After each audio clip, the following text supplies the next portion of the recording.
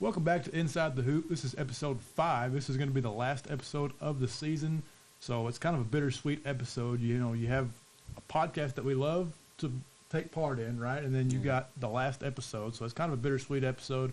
However, we're going to be talking about how the Tennessee Tech women's basketball team season came to an end, losing to South Carolina 108-48 on the road in the March Madness tournament.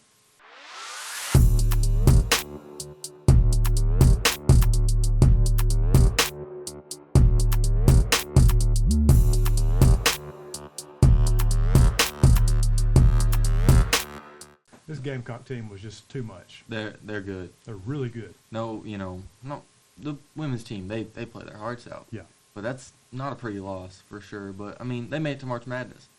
They won the OVC championship. Yeah. What more can you say, really? Yeah. It's amazing to me. While I was watching that game and when the final score dropped, it was just the difference, the talent difference between Tennessee Tech, who dominated the OVC, and I'll use that term. They dominated the OVC. They won that regular season championship, and then they went right through and rolled right through the OVC tournament. They dominated that conference.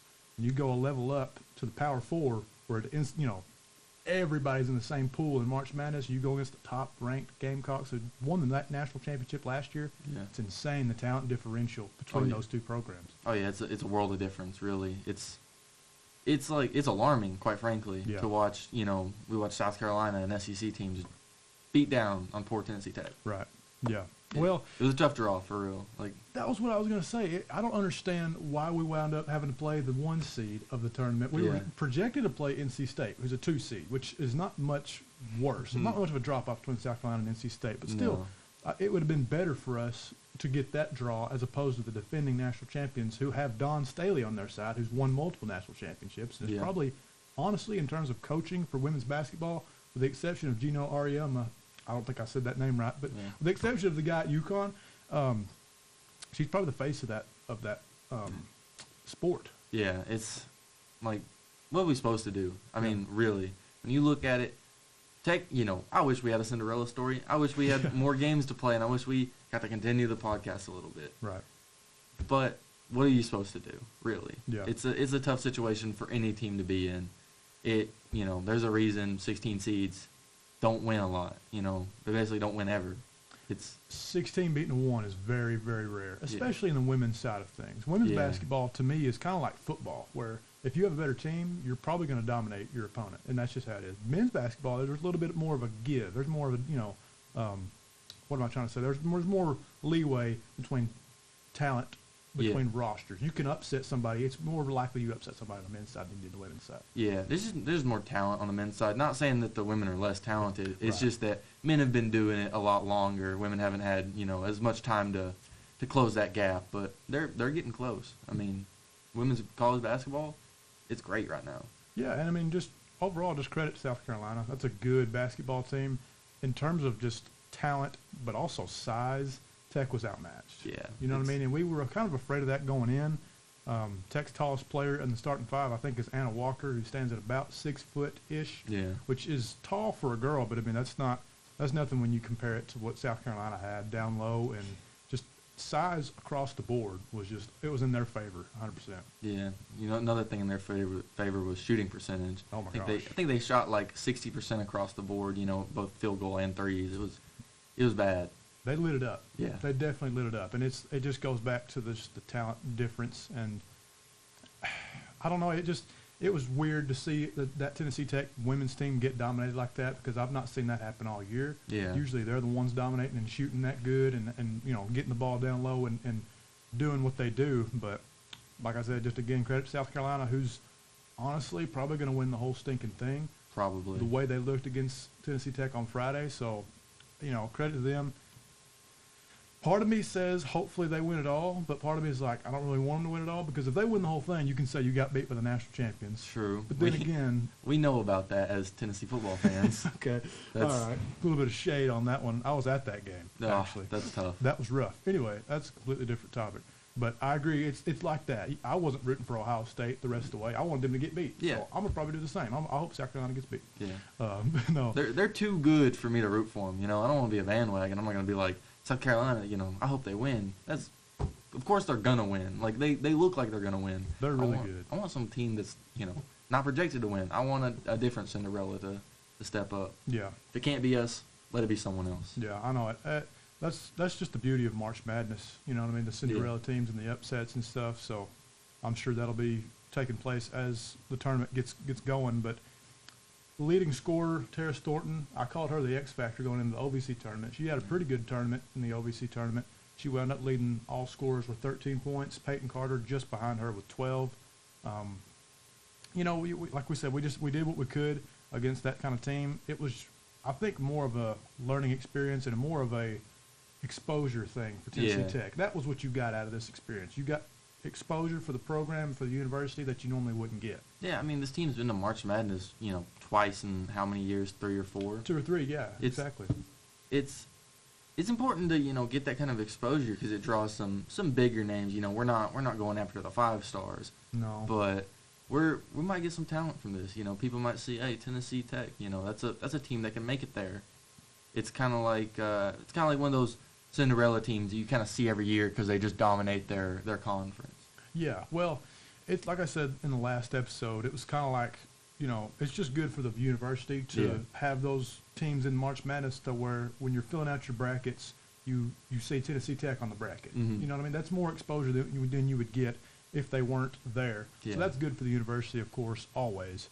But credit to Kim Roseman and this whole staff and this whole team for a great year, right? I mean, they hung 2 banners at the end of the day, and they did get to go to the dance. They played the best team probably in the whole thing. So credit to them. You know, they did what they could, and they had a really good season. They did. Credit to the senior class because I think personally with all they've accomplished with going to March Madness twice in the span of their senior, you know, in the span of their careers, it's probably one of the better senior classes in Tennessee Tech women's basketball history. Let's be real. This is probably one of the best teams in Tennessee Tech basketball history. I mean, this team's good. Yeah. And, you know, winning the OVC championship, that's big. You know, going to March Madness. How many times can Tech say that we've done that? Right. It's rare. Yeah. And now Roseman's done it twice. Yeah. Like you said, the past 3 years. Yeah. 2 or 3 years. So that's really an incredible feat for sure. So going into the off season now is kind of what you have to shift your mind into if you're Kim Roseman. How are you going to manage this roster? You're losing a lot of talent. Yes. You know? It is not a job I would want. My management skills, not that good. Yeah. I'd be a little afraid looking at how many players I've lost. You know, you lose basically, I think, 4 starters and a bench player? You lose, Anna Walker. You're going to lose Peyton Carter, who's done so much for Tennessee Tech. That's such a shame. Keely Carter transferred in here. Tara Thornton participated in senior day. I think she might. I don't know if she has any eligibility left or not, but that's 4 really good contributors to this team. And like I said, I don't know the ins and outs to everybody's eligibility because some players are listed as seniors, but they can come back for another year because of COVID and whatever, red shirt. It's just really confusing. Well, what I know is those players that I mentioned are probably going to head out. Like I said, both the Carters and then Anna Walker. That alone, that's 3 really good starters that you're losing. Yeah. We'll leave that eligibility conversation to the math department. We're just journalists. We don't deal with that. It's so hard to keep up with, and it's not just women's basketball. It's any sport, football, basketball, all of them. Everything is so jumbled up now, you know, to where it's just hard to keep up with who's coming back and who's not. And with the transfer portal now, you have to worry about your freshman and sophomore and junior players that 10 years ago would have automatically just came back on your roster, and you know you're excited to have this player back. They can enter the transfer portal too. Yeah, transfer portal going to be rough, especially for the men's, which we'll cover later. We'll get to that later. Yeah, we've had 2 fallen soldiers to the transfer portal in the men's department so far, and that really stings me and you. It does. But we'll talk about that a little bit later. But going back to the women's side of things, though, in the transfer portal, Kim Roseman has had success. Just look at last year. Keely Carter and Tara Thornton, 2 huge additions to the team. She's going to be looking for that next Keely Carter, that next Tara Thornton in this transfer portal cycle, I would assume. Yeah. Hopefully she can piece together a roster pretty quick and start working on the chemistry part, which will probably be the biggest struggle that this team faces next season is getting on the same page because this squad chemistry was through the roof. What's it going to look like next year, though? That's the question that you have to answer because Kim Roseman, she can find talent. Yeah. There's plenty of talent in women's basketball.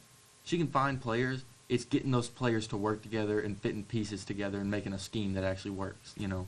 That's a good point because Keely Carter and Tara Thornton both were super talented coming out of the transfer portal, and you knew kind of what you had with those players. It seemed like Keely Carter, and I'm not saying Tara Thornton didn't adapt quick, but it seemed like Keely kind of the chemistry with the team, with her being a local prospect, it kind of it meshed quicker than it did with Thornton. Thornton, it took her a little bit while to find her stride, and when she hit it, it just excelled this team even further. Yeah, she's good. I mean, you definitely want to look for that chemistry that you can have. Yeah. Like you mentioned, that's a really good point. In terms of returning players that could come back, like I said, subject to transfer portal, you have to take that into consideration. But the players on the roster that have eligibility to come back to Tech would be Reagan Grimes, which would be huge. That'd be great. That'd be nice.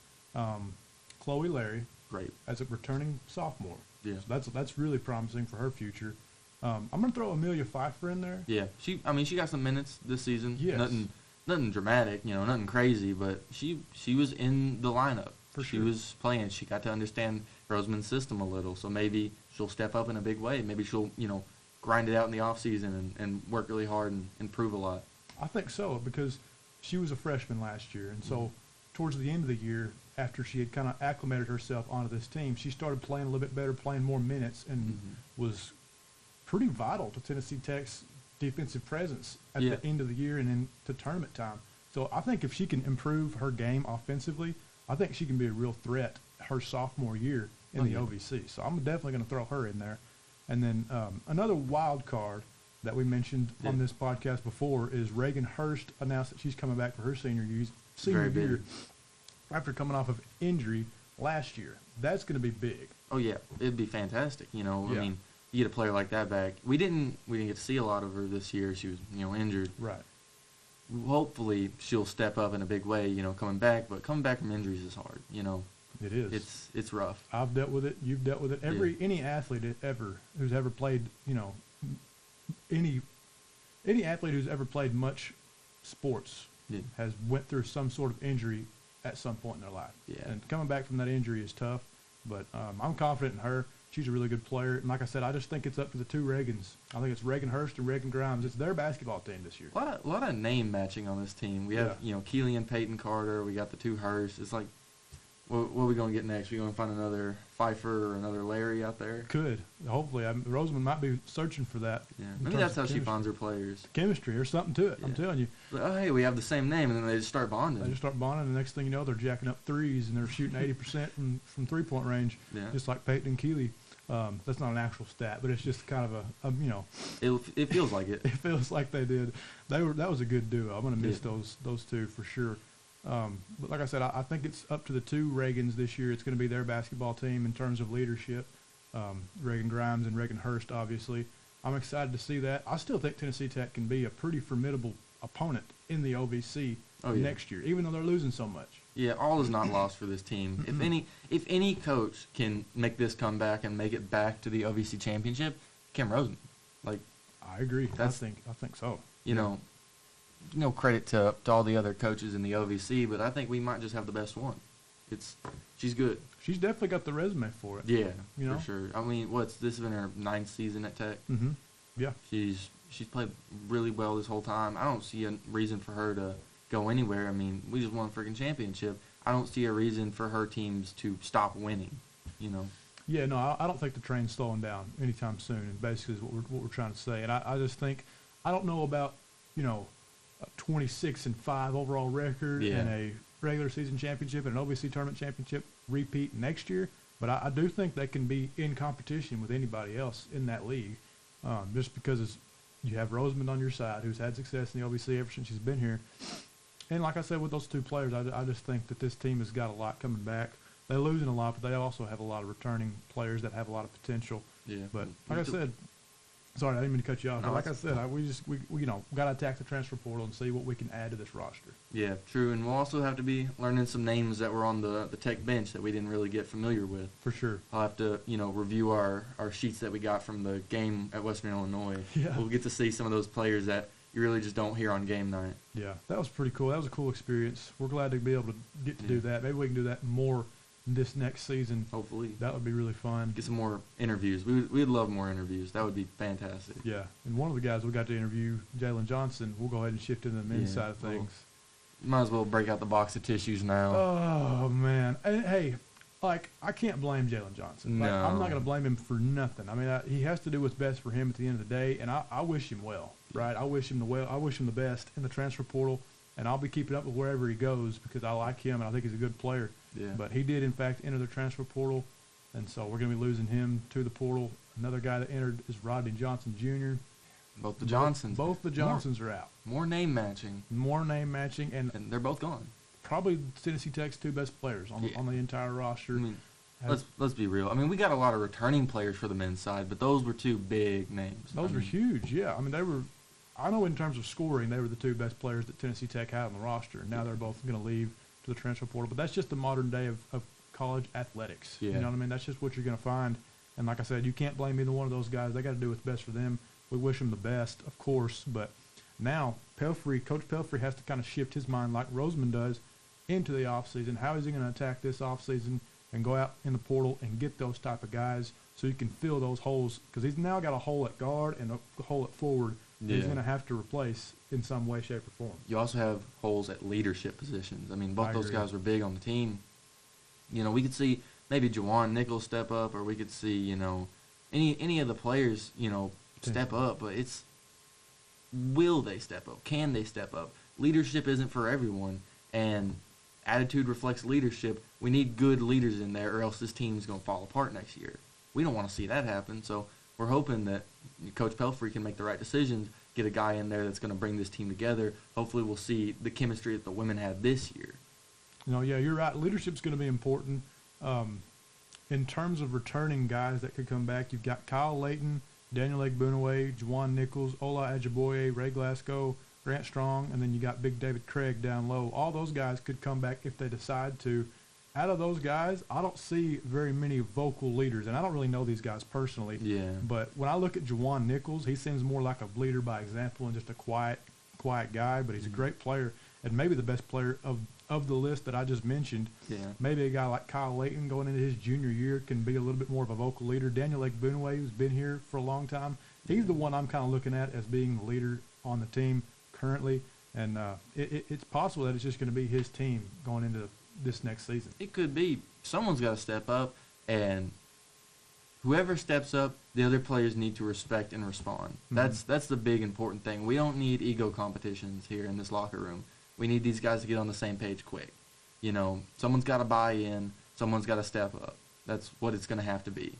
If this team wants to make it, you know, far next season, and we want to be above, you know, middle of the table in the tournament, then we got to find a way to you know, lock in and get everything going. Yeah, and hopefully the answers lie in those players that I just mentioned that can come back. That doesn't mean they're all going to come back, and that doesn't mean that one or two of these seniors on the roster, if they have an extra year of eligibility that I don't know about, if they come back, they could be the answer to that as well. But to me, it seems like you're going to have to go to the portal to answer some of these questions and to find these players that you're looking for. Yeah, I mean, we found Jalen Johnson from the portal. We did. So maybe there's hope. Maybe we'll find another one of him, although he is pretty special. He's got a special place in our hearts. Yeah. It sucks. It really does suck to see players go. I mean, especially players that you like, players that you feel connected to as a sports fan. You know, it's a name that you remember. You know, Jalen Johnson. It just hurts to watch him go. You know, we talking about Tennessee fans again. We know a thing or two about players leaving that you like. It's always a hard experience, and it's going to be hard for Tech. But I do think that we can not replace these guys, but you know, reload, you know, for next season. Yeah, you hope so. You know, and you hope that Coach Pelfrey can find those kind of guys that he wants in his program that not only can be good basketball players, but good young men and good leaders, like we keep saying, and have good chemistry with the team. Hopefully that's what we can find in the offseason, and I'm looking forward to covering both teams next year. We'll have a little bit more time to kind of start the podcast if we want to do that, and then kind of carry it into the entire season and get more episodes out of it and dive a little bit deeper in our coverage, which I'm excited about. Yeah. Like we mentioned, this will be the last episode of the season. We'll be back hopefully this time next year to cover the next season. Hopefully we make it to the tournament again. That would be fantastic. That'd be fun. Yeah, definitely. We'll see. We'll have to see. It's bittersweet that it's come to an end, but I have had a lot of fun doing this podcast with you, man. I appreciate you doing it with me, and I appreciate, of course, our main man, Shep, the technical director behind the camera. He's been great all semester. So, like I said, it's been really fun. Yeah, none of it would be possible without him. And me and you are just glad to have this opportunity and get this experience doing it. You know, we both love talking. We're a bit of yappers. Yeah. We love talking, especially about sports. So I'm just glad to have the opportunity to, you know, share the Tech experience. Oh, yeah. It's great. For sure. And I'll tell you what I'm excited about, too, is Tech football season. Oh, yeah. That's going to be fun to cover right there. Whether we do a podcast on it or not, I just think Tech's future is bright with Coach Wilder. But that's a completely different thing. I'm getting off topic again. That's for next, sneak peek. That's for next sneak peek for next the semester. Fall, hopefully in the fall. But hopefully you guys enjoyed the entire series this year. Like I said, this is episode 5, and it is the last episode. We really appreciate you guys watching and listening to this podcast. We appreciate everybody involved in this podcast. And with that being said, Adam, do you have anything else to add? That we are so thankful for everyone that has stayed tuned and has listened this far into the podcast. We're thankful that everyone who has tuned into every episode, and none of this would be possible without you guys. It's great that we have people that are willing to listen and to watch. Well said. Thank you guys for watching and listening, and we'll catch you next time.